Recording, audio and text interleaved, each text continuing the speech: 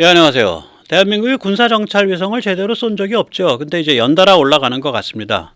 그야말로 이제 우리가 군사정찰 위성으로 이 일대를 도배를 하는 수가 있을 것 같습니다. 뭐 좋은 일이죠. 오늘 그 같은 사정을 좀 살펴보겠습니다.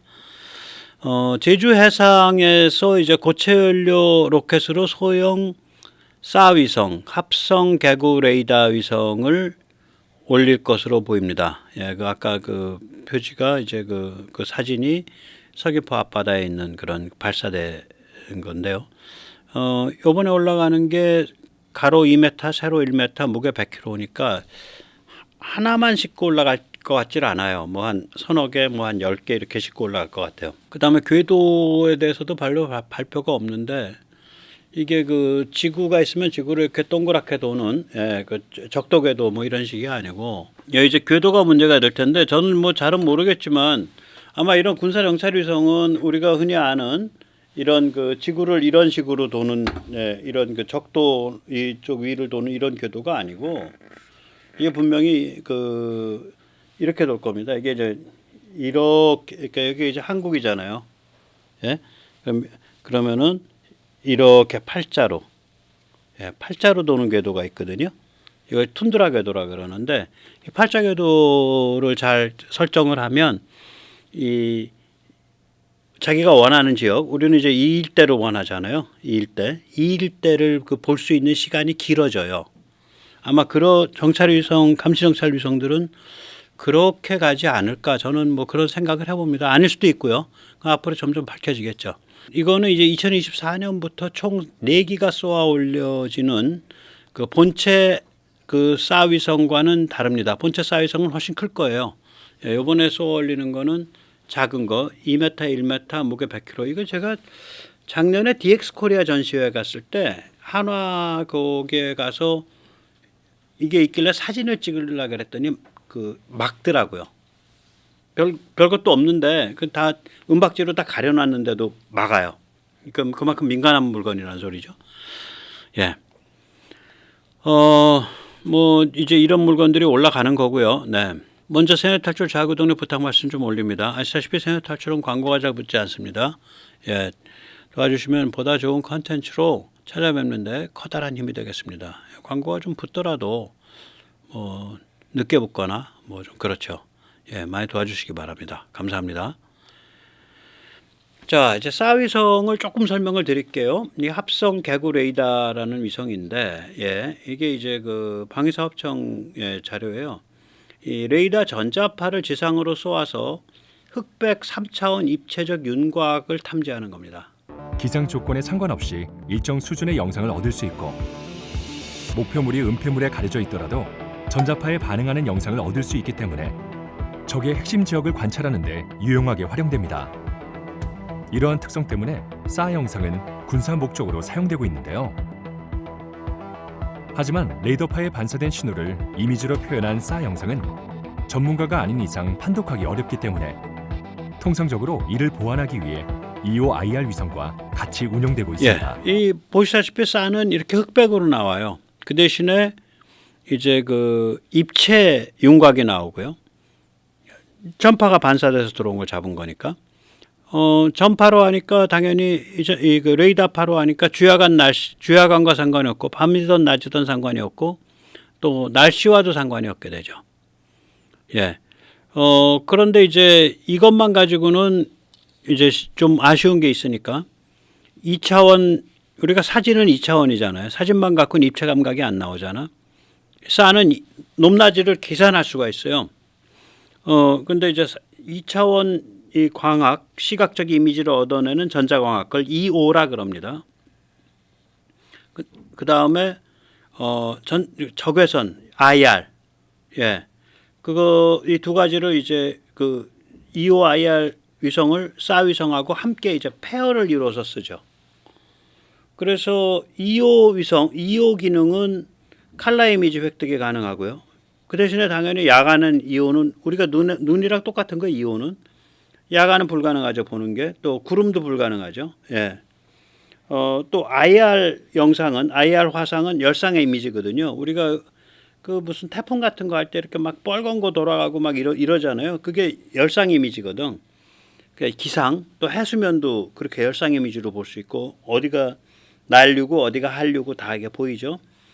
그다음에 뭐 거기에 무슨 로켓을 발사했다 그러면 불꽃이 확 나오니까 IR은 금방 알죠. 비행체도 금방 알 수 있고 뭐 이런 거죠.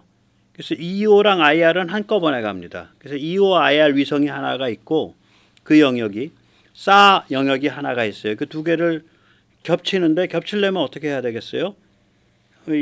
이게 뭐 영상이 무지막지한 데이터 양이니까 이 좌표가 이 좌표야, 얘가 얘야 하고 통합을 해줘야 될 거 아니에요. 그 다음에 또 오늘 찍은 거랑 전번에 찍은 걸 또 통합을 하고. 그래서 이게 일종의 그 영상 판독이 들어가기 때문에 아주 고급의 그 해석 판독이 들어가니까 고급의 인공지능적인 측면이 있는 거죠. 예, 이제 EOIR 위성을 말씀드리겠습니다. 네. EOIR 위성은 카메라에 장착된 고해상 광학 장비와 물체의 열 빛을 감지해 목표를 탐지하는 적외선 센서를 탑재한 전자공학 적외선 위성을 뜻하는데요. EOIR 위성은 탑재된 카메라와 열을 예, 감지 저렇게 카메라처럼 우리가 지금 저건 총천연색 카메라죠. 이렇게도 볼 수도 있고 EOIR 위성으로는 할 수 있는 적외선 센서가 하나의 위성에 탑재돼 목표물을 감시하고 이를 통해 확보한 영상은 일반 예, 사진 이게 이제 적외선 영상인 거예요. 아까 EO 영상이었고 이건 이제 적외선으로 보면 이렇게 보이기 보인다는 때문에 거죠. 감시 정찰 작전에 유용하게 활용되고 있죠. 그래서 이제 사 위성하고 EOIR 위성을 이제 같이 쓰면서 그걸 영상 해독을 해놓고 영상을 그 매칭을 시키고 인공지능으로 영상을 인공지능으로 판독을 하고 잃어버리면 이제 완벽하게 이제 감시가 되는 거예요. 상대방이 이제 그 체제로 우리가 올라서고 있습니다. 불과 이제 앞으로 한 몇 년, 한 2, 3년이면 다 그렇게 갈 거예요. 네. 이 한화가 좀 이 점에서 이렇게 좀 심각하게 하고 있습니다. 예, 그래서 이런 한화가 제주도 옛날 탐나대학교 아마 뭐 학생 못 구하고 그래서 아마 대학이 없어진 것 같은데 캠퍼스를 인수해서 저궤도 위성 AIT 센터를 건설을 했습니다. 위성의 조립, 통합, 시험을 하는 걸로 알고 있습니다. 그 하원 테크노 캠퍼스인데 이게 한화가 이름을 달기로 예. 뭐 제주도가 좀 정책적으로 화끈하게 지원해도 좋을 것 같네요. 그래서 한화의 그 지금 그 한화가 자랑하는 게 사 위성인데 한화가 이런 것 때문에 영국의 세계적인 위성통신 회사도 인수를 했죠. 그 한국 사 비즈니스의 모델은 우선 이제 대한민국 국방부 쪽, 그 다음에 또 글로벌 사 서비스, 이 글로벌의 이 사를 또 서비스를 돈 주고 사는 데들이 있어요. 이 두 개를 다 하나는 이제 목표로 삼고 있는 걸로 보입니다. 이 초소형 이제 사 위성 군집 체계거든요. 이게 초소형 사 위성 군집 체계죠. 그러니까 그건 이제 제 말이 아니라 국방부에서 쓰는 말이에요. 그러니까 사 본체로 큼직한 것도 올라가고 본체는 이제 이 주기가 이제 그 감시 주기가 길잖아요. 뭐 한 번 보고 나서 뭐 한 너댓 시간 있다 보고 또 너댓 시간 있다 보고 그러니까 그 대신에 본체는 이제 좀 여러 지역을 제대로 볼 수 있겠죠. 근데 좀 이상한 게 있어. 그러면 이제 작은 걸 쫙 여러 개 하면 작은 거는 계속 가면서 지정받은 지역만 보니까 그 스팟만 딱 보니까 결국은 항상 보게 되는 그런 상태가 되는 거죠. 그래서 이 큼직한 본체랑 이 초소형 그 군집 사위성 군집이랑 또 이게 같이 어울리면은 아주 좋은 효과가 나온다고 그렇게들 얘기를 합니다. 네. 그래서 이제 외국에 그럼 사위성 서비스가 있으면 그런 거 좀 쓰면 어떠냐. 예, 핀란드의 아이스 같은 게 그런 거죠. 예, 정식 명칭은 아이스라는 ICE로 끝나는 게 아니라 거기 YE가 붙습니다. 그러니까 ICE 뭐 이렇게 되겠죠. ICE. 네. 모드는 이제 집중, 띠, 스캔인데요. 스팟, 스트립, 스캔입니다. 이 IC는. 근데 우리는 아마 이 스팟이나 스트립이나 스캔이 아니라 뭐 타일이라 그러든가 뭐 블락이라 그러든가 해서 요 지금 그림에 나타난 이렇게 그 넓은 면적을 한꺼번에 퍽퍽 찍어서 보는 방식, 그런 방식으로 그런 모드로 한다고 얘기를 해요. 뭐 국산화를 하게 되면 좋은 점이 많죠. 애니플레이스죠. 보고 싶은 지역은 어디든. 또 anytime 언제든 남의 서비스 쓰는 게 아니니까 남의 거 해주면 거기 지나갈 때는 뭐 아직 한 2시간 남았는데요. 그때 말씀드릴게요. 뭐 남은 그럴 텐데 여기는 그런 게 아니죠. 예. 그 다음에 any security 그러니까 우리가 이제 보안이죠. 뭐냐면은 그 우리 쪽이 어디를 보고 있다. 그리고 우리가 거기를 관찰해서 어떤 정보를 얻었다. 이게 보안이잖아요. 이것도 우리가 어느 지역에 관심을 두고 있고 그 지역을 본 결과 무엇을 얻어냈다. 이거가 이제 보안이거든요. 그게 지켜지죠. any number. 뭐 국력이 되니까 몇 개 올리냐. 뭐 초소형 사 50개 올려, 100개 올려 이게 이제 되는 거죠. 예. 그 다음에 이제 any technology. 예. 그러니까 이제 이런 식으로 운영을 하다 보면 기술이 계속 개발이 되면서 세계적인 그런 위성 감시 정찰 기술에 도달하게 되는 거죠. 뭐 그렇게 국산화 좋은 것 같아요. 굉장히 좋은 것 같아요, 저는. 예, 지금 이제 제주 앞바다에서 올리는 거는 한화가 주도가 돼서 물론 이제 그 로켓 자체는 국방부 로켓이죠. 예, 국방과학연구소 로켓인데 그 초소형 사 위성을 올리는 거고요. 이 본체급 위성, 큰 위성들은 지금 줄줄이 올라갑니다. 이게 원래는 11월 30일 날 예정돼 있었죠. 미 공군 캘리포니아 반덴버그 기지에서. 근데 날씨 때문에 12월 2일로 늦춰졌습니다. 그러니까 12월 2일 내일 모레 올라가는 건 뭐냐면은 전자광학 적외선 위성이고요. 스페이스X의 팰컨 9 로켓에 실려서 올라갑니다. 이걸 이제 하나 올려놓고 EOIR을 그 다음에 2020년대 중반까지 앞으로 3, 4년에 걸쳐서 한 2, 3년이에요. 걸쳐서 큼직한 본체 사, 이 초소형 사 말고 본체 사를 4기를 추가로 올립니다. 그럼 이게 425가 되죠. 이게 425 프로젝트예요. 425 그걸 숫자로 재밌게 풀어서 425라고 부릅니다. 국방부에서. 그렇게 되면 이제 2시간마다 북한 전역을 감시하는데 여기에 이제 아까 말한 초소형 사들을 수십 개 따라 붙이면 항시 감시가 되는 거예요. 그러니까 뭐 낮에 구름 안 꼈을 때는 2호까지 감시가 되는 거니까. 그리고 이제 그 구름이 끼거나 밤에는 사로 감시하고 저기 저 산골짜기에 뭐 동굴 있어. 거기 좀 이상한 것 같아. 거기 계속 감시해. 날씨 어두워도. 그러면 2호가 한번 찍고 가면 그 다음에 밤이 됐거나 무슨 뭐 날씨가 흐려도 싸가 계속 지나가면서 본체 싸가 지나가면서 사사시 뒤지고 그 다음에 새끼 싸가 지나가면서 계속 보고 있는 거죠. 그런 거예요 이게. 네. 제주도에서 이번에 해상 발사가 되는 이제 소형 싸 위성은 이제 내년부터 발사가 되는 4기의 본체 싸 위성을 위한 미리 몸풀기 위해서 미리 올려보는 것 같거든요. 소형들을. 그래 놓고 이제 본체 싸가 올라가면 또 연동해 가면서 뭔 일이 벌어질 텐데 무슨 연동을 해서 어떤 일을 벌일지 그건 아마 거의 국가 기밀일 겁니다. 백모도 잘 모르고. 예. 요번에 이제 고체 로켓으로 올리는 것의 의미가 좀 크죠. 예. 그 액체 로켓은 보다 무거운 물체를 보다 높게 보다 경제적으로 보낼 때 유리하고요. 고체 로켓은 신속 발사를 하고 그럴 때 유리한데 이거는 이제 중장거리 탄도미사일 테크놀로지죠. 요번에 이제 북한 애들 올린 게 그래서 기분이 나빴던 거죠. 이게 이제 ICBM 기술이니까 기술로는 물론 재진입이 문제가 되죠. 또 재진입까지 또 가야 되는데 재진입 가면 미국이 칠 겁니다. 그러니까 미국이 허락하지 않는 마지노선이에요. 재진입이. 이 중장거리 탄도미사일 테크놀로지여가지고 이게 이제 말하자면 이제 중국 같은 애들이 좀 어리가 쭈뼛쭈뼛 쓰죠. 그러니까 이제 한국이 위성을 가지고 미국 공군기지에서 올린다. 그 다음에 그것과 별도로 뭐 이제 그런 초소형 쌀위성도 자기 탄도미사일로 준비하고 올리는 걸 준비하고 있다. 고체 로켓.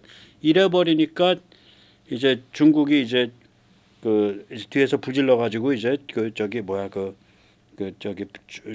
이제 그 북한에서 위성 올리는 것 비슷하게 흉내나게 시킨 거라고도 볼 수 있어요. 이게 게임이.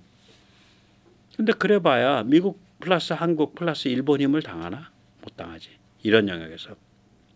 그래서 되로 주고 말로 받는다는 거예요. 중국이 죽을 꾀를 낸 거지. 한국은 이제 이게 물꼬가 튀었기 때문에 뭐 한 100개쯤 소형사는 한 100개쯤 올라갈걸요. 본체는 2호가 하나고 싸가 4개인데 그거 뭐 늘 수도 있고 앞으로. 그래서 뭐 무시무시한 상태가 되는 거죠. 예. 예, 그래서 이제 중국이 이게 한국을 자꾸 이렇게 약 올리고 이런 식으로 북한 내에서 도발하면 자기들한테 좋을 게 없는데 그 머리가 그렇게만 돌아가는 거예요. 예, 죽을 꾀를 내는 거죠. 이 죽는 사람도 죽을 꾀도 꾀란 말이에요. 그것도 계산이죠. 무려 3가지나 냈습니다. 먼저 이제 말씀드린 대로 이게 이제 그 제가 랴오베산이라고 부르는 데죠. 랴오베산. 네, 그러니까 요동, 베이징, 랴오동, 베이징, 그 다음에 그 산동, 예, 랴오베산이 저기 이 보하이만, 바레만 근처. 여기가 중국의 심장부입니다. 이 심장부를 보호하려고 북한에 대고 그 핵과 미사일을 채워준 거예요. 그래서 북핵 반점이라고 제가 이름을 부르는 거죠. 그리고 이제 그렇게 해서 근데 대한민국을 겁주고 침투해서 종중으로 장악한다. 그게 대선이 언제? 2002년이었죠. 2002년 대선 때 처음 그게 등장합니다. 그 구호가 노무현 후보 쪽에서 전쟁이냐 평화냐. 예, 그 구호를 내세웠죠. 2002년 대선 때. 그때는 별로 사람들이 주목 안 했는데 그 구호가 언제 등장하냐면 2010년 그 저기 천안함 폭침 직후에 그 4월 달에 그 4월 달인가 6월 달에 그 저거가 열리죠. 그 2010년에 지방자치 선거. 예, 지선. 그 지선이 있었을 때 그때 민주당 쪽에서 전쟁이냐 평화냐를 내걸어서 그 여기 대승을 거두죠. 예, 그 지방선거에서. 그러니까 전쟁이냐 평화냐. 전쟁이 싫으면 중국과 잘 지내야 된다. 이런 식으로 몰아붙이려고 하는 그런 구도예요. 지금 이 구도가. 예, 그게 이제 중국의 계산이에요. 그 다음에 3번째는 이제 북에 핵과 미사일을 채워놓으면 이 대만과 남중국을 도모를 할 때 주한미군, 주일미군의 손발을 묶을 수 있다. 얼마나 근사해. 다 구도가 멋있잖아. 우리 심장부를 보호하는 바운서, 그러니까 문지기 승문장입니다. 네, 우리 심장부는 랴오동, 베이징, 샨동입니다. 멋있잖아. 랴오샨입니다. 랴오베샨입니다. 2번째, 우리는 이걸 가지고 대한민국을 겁을 주고 또 대한민국의 안미경중 얘기하는 사람들 침투해서 그리고 대한민국을 종중으로 딱 길들일 수가 있죠. 착한 나라를 만들 수 있습니다. 예. 이렇게 북에 핵 튀어놓고 한쪽으로는 북을 가지고 겁박을 하고 다른 한쪽으로는 우리 중국이랑 비즈니스 잘해보자고 이렇게 하면서 결국에 전쟁이나 평화냐, 전쟁 싫으면 우리 중국과 잘 지내야지 이런 그 올바른 사고방식을 대한민국에 다 퍼뜨릴 수 있는 겁니다. 마지막으로는 대만과 남중국해를 도모를 할 때 그 대먹지 못한 주한미군이나 주일미군이 날뛰지 못하도록 그 쐐기를 박는 거죠. 일석삼조 아니에요. 근데 보통 이런 그 망상이 그렇듯이 이렇게 너무 그림이 근사하게 나오면 여기 큰 허점이 있는 거라고. 한국은 바보 등신이냐고요. 미국은 바보 등신이냐고. 일본은 바보 등신이냐고. 저 짓을 하면 한미일이 어떻게 반응할 거다를 계산해야 될 거 아니야. 그래 한국은 무지막지한 지금 군사력을 빌드업하고 있는데 그중에 굉장히 민감한 부분도 많은데 미국이 적극 협력을 하고 있거나 MD라든지 링크-K가 그렇습니다. 미국이 적극 협력하고 있거나 아니면 무늬만 중립을 지키고 있지. KF-21 은밀한 협력이죠. 그 다음에 KF-21 되고 나면 거기에 아주 전략성 공중발사 미사일들 많이 만들 텐데 그건 무늬만 중립이지 해봐 우린 근데 못 도와줘. 근데 실제로는 그거 자체가 우리를 도와주는 거예요. 너무 무서운 미사일들이라. 미국이 안 파는 미사일인데 너무 무서워서. 그래서 이제 이거 보듯이 이제 무지막지한 정찰 위성 군집을 이제 되는 거고요. 또 무지막지한 미사일 방어 체제가 되는 거죠. 거기다뿐만이 아니죠. 한국이 이렇게 약진을 하면, 한국의 군사력과 자주국방 능력, 한미동맹이 약진을 하면, 한국의 자주국방과 한미동맹이 약진을 하면 일본이 자기 존재 가치가 저렴하게 하락하는 것을 막기 위해서 일본이 아주 정색을 하고 반중 최전선으로 끌려 나오게 돼요. 그게 윤석열 정부가 제일 잘한 일이에요. 그러면 이게 이제 한미를 어떻게 감당할 거냐는 거지. 그 참 얘들 답이 없는 게, 우리가 이렇게 미국 한미동맹, 한미일 삼국체제의 바탕을 대서 이렇게 강화돼 나가면 지금 무지막지하게 강화되고 있는 거거든요. 이 추세는 이제 못 말려 이제. 강화되면 여기서 제가 전에도 그림 보여드렸듯이 이게 랴오베샨 이 그 핵심 지역이죠 여기가. 예. 핵심 지역인데 이 중에 이제 그 전에 봉천, 지금 선양, 심양, 예, 선양에 610km, 평택에서 다이란 510km, 베이징 970km, 텐진 890km, 칭다오 600km, 칭다오 해군기지까지.